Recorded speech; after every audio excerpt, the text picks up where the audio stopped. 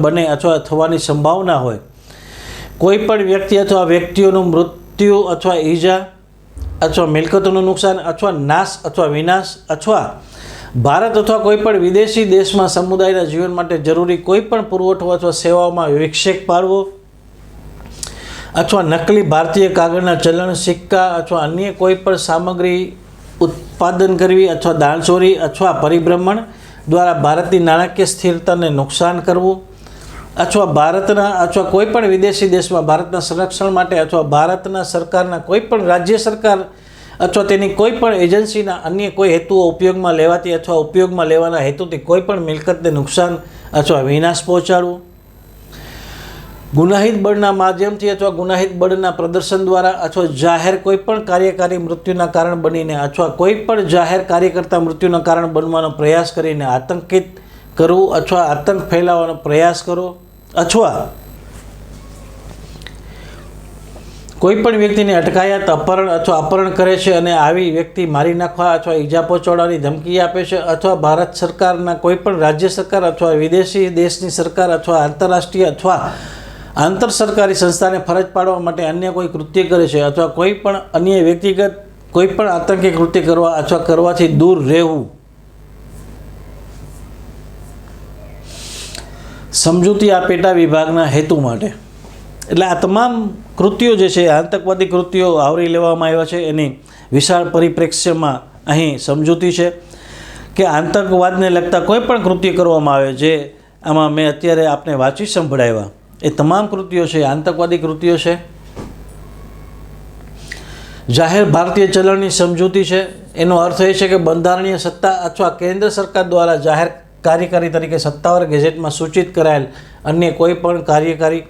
નકલી ભારતીય ચલણનો અર્થ છે કે નકલી કે જે તપાસ પછી અધિકૃત અથવા સૂચિત ફોરેન્સિક ઓથોરિટી દ્વારા જાહેર કરવામાં આવી શકે છે, તે શોધવા માટે કે આવી ચલણ ભારતીય ચલણની મુખ્ય સુરક્ષા સુવિધાઓનું અનુકરણ કરે છે અથવા સમાધાન કરે છે. જો કોઈ આતંકવાદી કૃત્ય કરે છે, જો આવા ગુનામાં પરિણામે કોઈ વ્યક્તિનું મૃત્યુ થયું હોય તો મૃત્યુદંડ અથવા આજીવન કેદની સજા અને દંડને પણ પાત્ર થશે. આ આતંકવાદી કૃત્યો જેની શ્રેણી અત્યારે આપણે ચર્ચા કરી, એ આવા કોઈ પણ કૃત્યમાં કોઈ પણ વ્યક્તિ સામેલ થાય છે અને જો એમાં કોઈ વ્યક્તિનું મૃત્યુ થયું હોય તો એમાં એને મૃત્યુની અથવા તો આજીવન કેદની સજા અને દંડની પણ જોગવાઈ છે. અને મૃત્યુ ન થયું હોય તો અન્ય કોઈ પણ કિસ્સામાં 5 વર્ષથી ઓછી ન હોય તેવી મુદત માટે અને કેદની સજા થઈ શકે છે, પરંતુ જે કેદ આજીવન કેદ સુધી લંબાવી શકાય અને દંડને પણ પાત્ર થશે.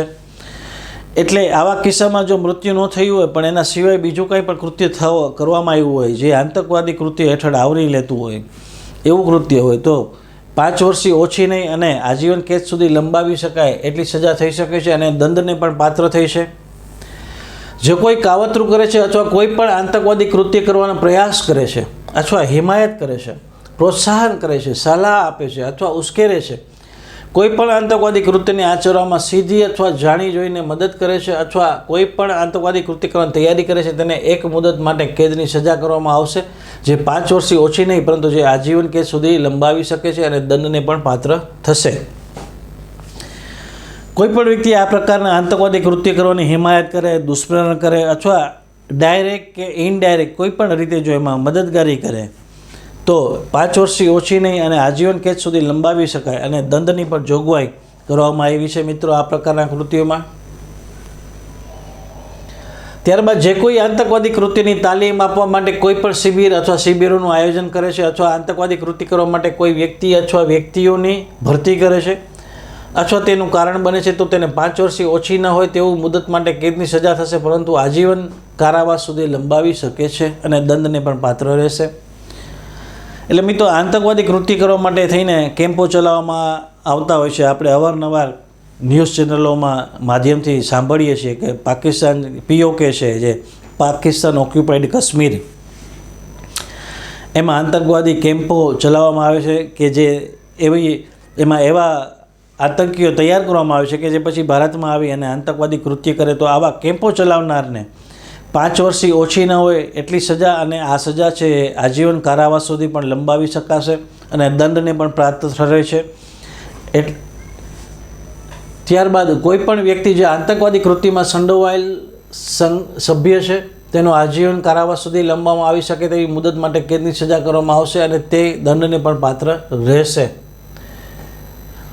એટલે કોઈ પણ વ્યક્તિ છે આતંકવાદી કૃત્યમાં સંડોવાયેલ સંગાથનો સભ્ય છે, એટલે એનો સિન્ડિકેટનો સભ્ય હોય એમાં આજીવન કેદની સજા સુધી એને સજા કરવામાં આવશે મિત્રો.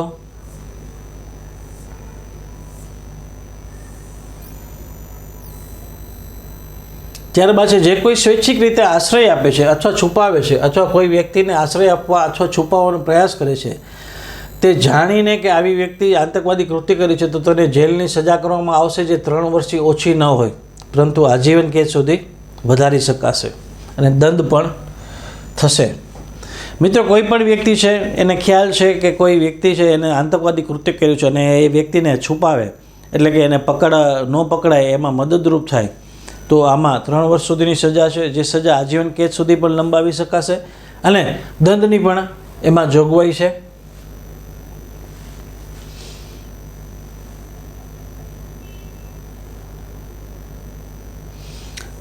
હવે આ જે આશ્રય આપવાની ઘટના છે એ જો જીવનસાથી દ્વારા એટલે કે પતિ અથવા પત્ની દ્વારા કરવામાં આવી હોય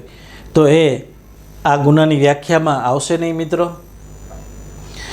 જે કોઈ વ્યક્તિ જાણી જોઈને કોઈ પણ આતંકવાદી કૃત્યના કમિશનમાંથી મેળવેલી અથવા પ્રાપ્ત કરેલી અથવા કોઈ પણ આતંકવાદી કૃત્યના કમિશન દ્વારા હસ્તગત કરવામાં આવેલી કોઈ પણ મિલકત ધરાવે છે તેને આજીવન કેદ સુધીની મુદત માટે કેદની સજા કરવામાં આવશે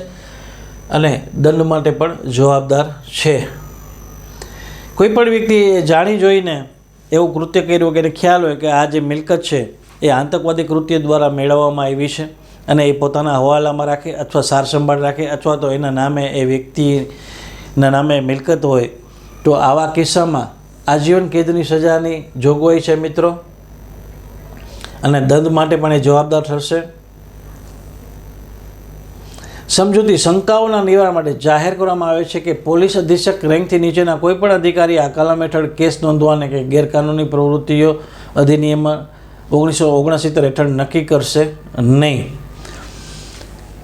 આ કલમ હેઠળ જો કોઈ પણ ગુનો બન્યો હોય તો એ પોલીસ અધિક્ષકથી રેન્કથી નીચેનો કોઈ પણ અધિકારી છે આ કેસની જે નોંધ છે FIRની નોંધ છે એ કરી શકશે નહીં અને નક્કી કરશે નહીં. એટલે પોલીસ અધિક્ષકથી રેન્જનો અધિકારી છે એ આ પ્રકારના ગુનાની તપાસ કરશે અથવા તો ફરિયાદ નોંધશે અને આગળની કાર્યવાહી કરશે એવી સમજૂતી અને સ્પષ્ટતા અહીં કરવામાં આવી છે. મિત્રો, તો અહીં આપણે આ પ્રકરણને પૂર્ણવિરામ આપીશું અને ત્યારબાદ હવે વ્યથાનું પ્રકરણ ચાલુ થશે, જેની ચર્ચા આપણે આવનારા વિડીયોમાં કરશું. મિત્રો, હું આશા રાખું છું કે મારો આ એક નમ્ર પ્રયાસ છે કે સરળ ગુજરાતી ભાષામાં ભારતીય ન્યાય સંહિતા સમજાવો, જેથી કરીને કાયદાના વિદ્યાર્થીઓ છે તેમજ જ્યુડિશરી સાથે સંકળાયેલા તમામ લોકોને ઉપયોગી થઈ શકે. જ્યુડિશરીની પરીક્ષાઓ છે એની તૈયારી કરતા હોય, પોલીસની પરીક્ષાની તૈયારી કરતા હોય તો એને પણ આ વિડીયો સરળતાથી BNS ગુજરાતી ભાષામાં સમજાઈ જાય એવો મેં એક નાનો એવો પ્રયાસ કર્યો છે. મિત્રો, હું આશા રાખું છું આ વિડીયો આપને પસંદ આવ્યો હશે, તમારા કાનૂની જ્ઞાનમાં વધારો કરશે. ફરી પાછો આવતા રવિવારે નવા પ્રકરણ સાથે આપની સમક્ષ રજૂ થઈશ. કાયદાની વાતો સાથે જોડાયેલા રહેશો અને મારી YouTube ચેનલ એડવોકેટ સંજય પંડિતને સબસ્ક્રાઈબ અને લાઇક ન કરી હોય તો અત્યારે જ કરી દેજો. તમારું ખૂબ જ ધ્યાન રાખજો. Take care. જય હિન્દ.